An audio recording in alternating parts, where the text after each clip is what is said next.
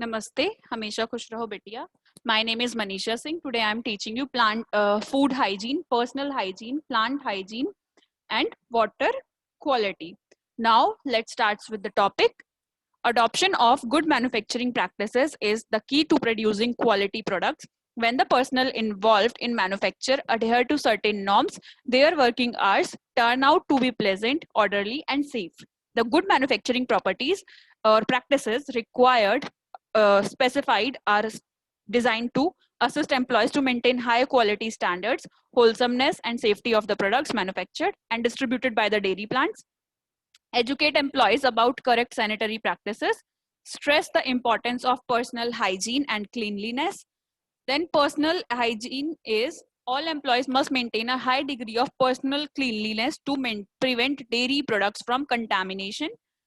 It includes the employee grooming and hygiene related items. No person shall spit, use tobacco, pan masala, chew betel leaves, take food, drink water, or consume beverages, or store clothing or personal belongings in any room where dairy products are manufactured or stored, or in places where utensils, packaging materials, or ingredients for the preparation of dairy products are stored.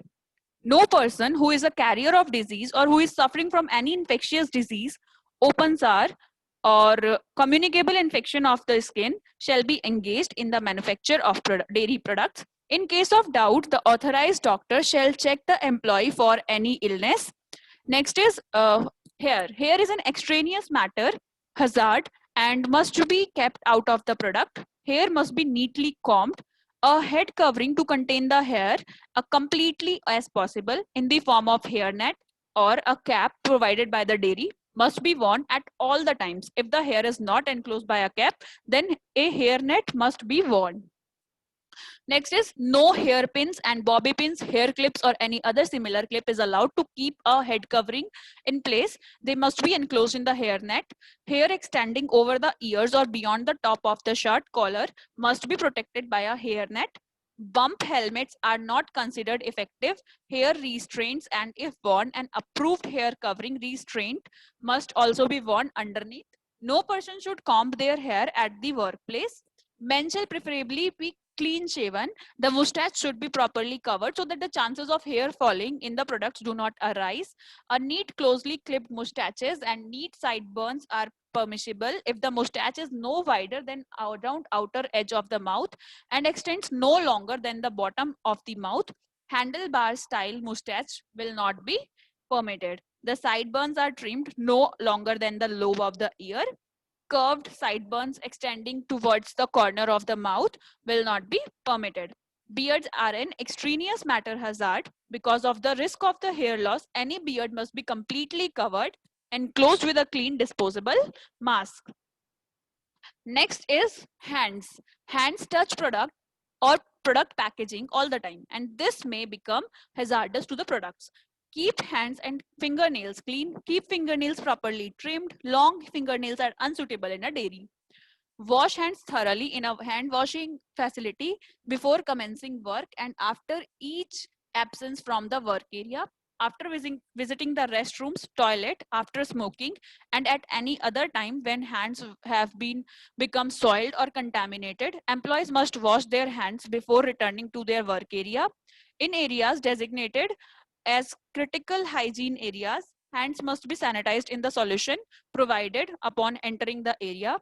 Perfumed hand lotions and hand soaps are not permitted. Any person with cuts or unprotected sores on fingers must not start work but must report to the supervisor and then to the medical center. Cuts and open sores on fingers must be covered by a colored band aid type dressing applied by the authorized medical officer or an authorized person.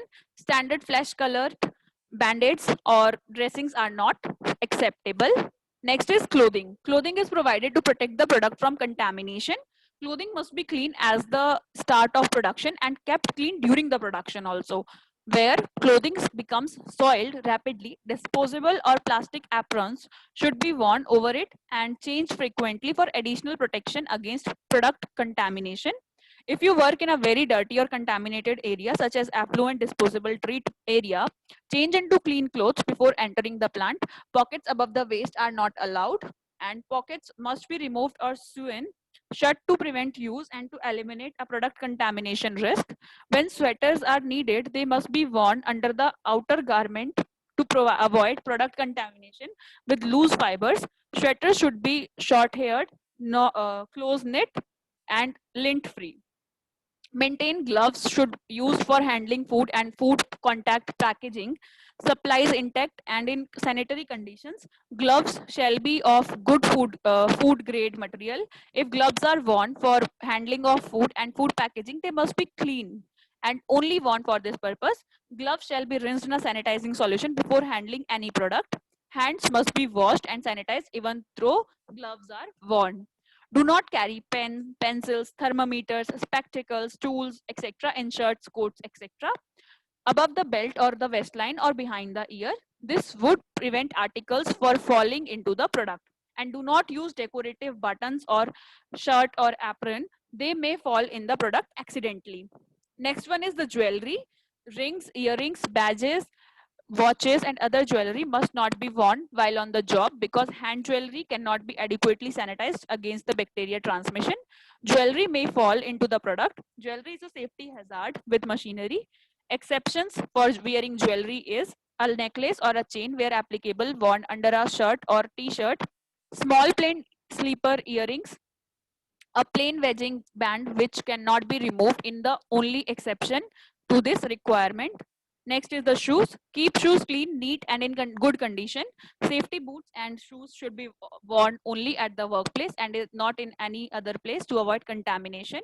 In critical aseptic areas, foot baths must be used by all personnel whenever they are provided. They are an essential part of the sanitation procedure. Then other habits of the person. Smoking is permitted only in authorized areas. Hands must be washed after smoking and before re-entering the production area. Chewing of betel leaves, pan masala, tobacco is permitted only outside the factory premises. Mouths and hands must be washed after chewing and before re-entering the production area. Next is general safety measures to be followed in the dairy plant. Food or drink is not permitted in the plant. Drinking water is provided at the drinking fountains or basins.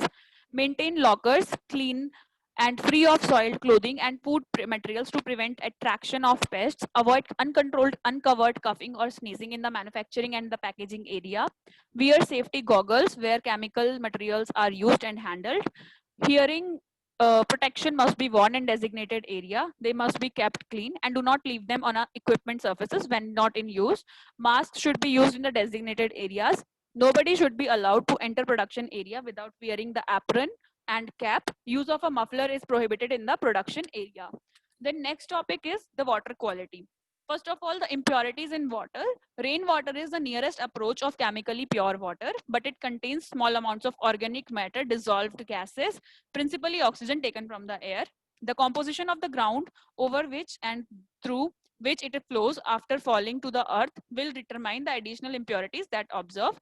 The earth's surface contains large amounts of mineral salts such as carbonated sulfates such as lime, magnesia, which are dissolved by the water. Dissolved matter, the substances commonly found in the solution are minerals, salt and gases. Then what is suspended matter? Suspended matter impurities including the mud and sand, vegetable matter decayed, waste and sewage and bacteria. Then amounts of impurities in the water. Calcium and magnesium salts may be present in the solution in the amounts up to 800 ppm. And most natural water contain only relatively small amounts of sodium salts. Although some parts of the country there are water with high content of sodium salts also. Carbon dioxide is found in deep well water in quantity up to 40 parts per million and surface water ordinarily contain not more than a few ppm. Dissolved oxygen is not usually present in the deep well water but is found in surface water in amounts varying up to the limit of solubility which is about 14 ppm at 0 degrees Celsius. Next is colloidal suspension. This consists material of so finely divided that it cannot be seen under the microscope and existing in a state intermediate between true suspension and solution but removable by filtration. Matter in colloidal suspension does not settle out easily where ordinary suspended material will settle out with relative rapidity. Then purpose of purification, the purifying done by cities, municipalities to make the water suitable for general domestic supply. Purified process to improve the visibility of water for their particular requirements, including boiler feed. General domestic supply is desired to make water wholesome and pleasant to drink, and object of purification is to remove the bacteria that cause disease, turbidity, color, taste and odor, which cause the water to be distasteful to the consumer. Next one is filtration and chlorination. Sedimentation process used to settle out suspended solids in water under the influence of gravity. Water is preserved in reservoirs or storage basins until the greater part of the suspended impurities settle to bottom, decanted to the top. Aeration or other processes may be used to remove odors. Special means may be required to remove iron and manganese. Then water is usually not softened by the municipal supply, and the softening is meant for the removal of the dissolved salts which cause excessive salt consumption and scale deposition in the boilers and pipelines. Next is industrial water supply and softening. In this, the softening occupies the most important place. Although sedimentation, filtration, aeration, etc. are frequently required as adjunct to the softening process, hard water deposits scale in pipelines, boilers, and cause economic loss. Then effects of hard water, that is the formation of scale formation in pipelines and boilers, cause insulating effect which prevents transfer of heat and corrosion. Next is water purification.